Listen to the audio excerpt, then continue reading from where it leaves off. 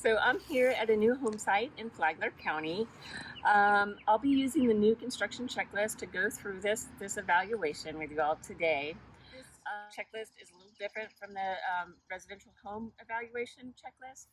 It concentrates more on the landscape and irrigation design and installation.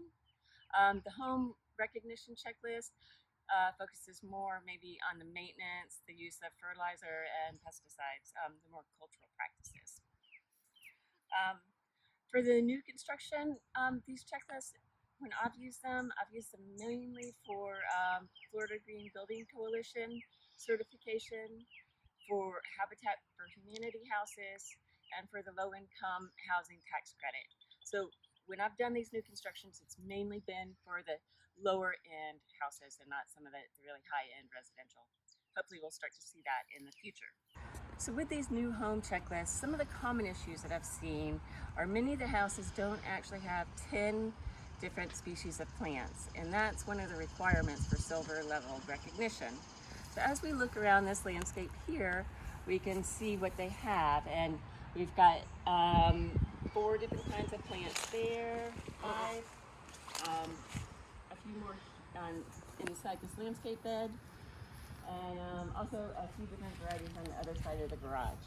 Now when we're doing this landscape plant count, we'll also count any existing plant material that's here. So if there's an existing tree or existing shrubs, those count, and then the grass also counts.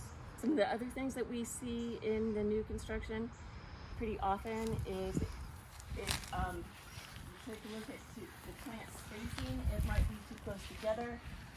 But mainly what we're looking at is how far the plants are located off the house. And you'll want to have a tape measure, and you want to make sure that they're 2.5 feet off the side of the house. And that lets them catch the rainfall, the natural rainfall under the eaves, and it allows them space to grow without running into the side of the house.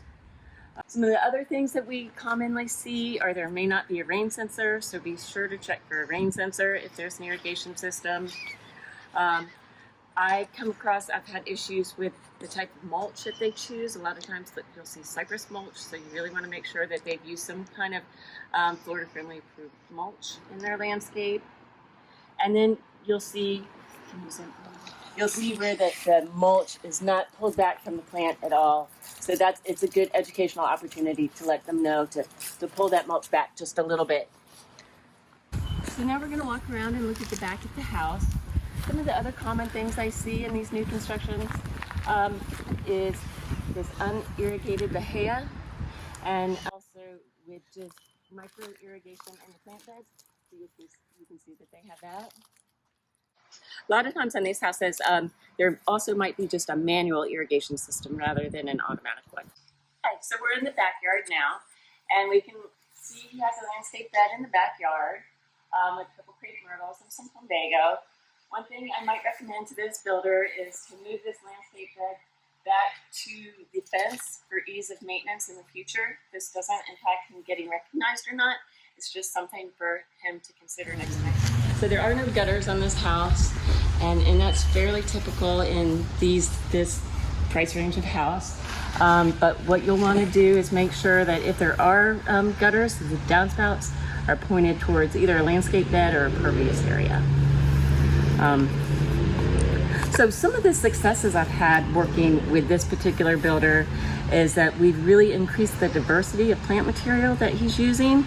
It used to be that he had maybe 6 different species of plants, and so we really talked about the importance of having different varieties of plants.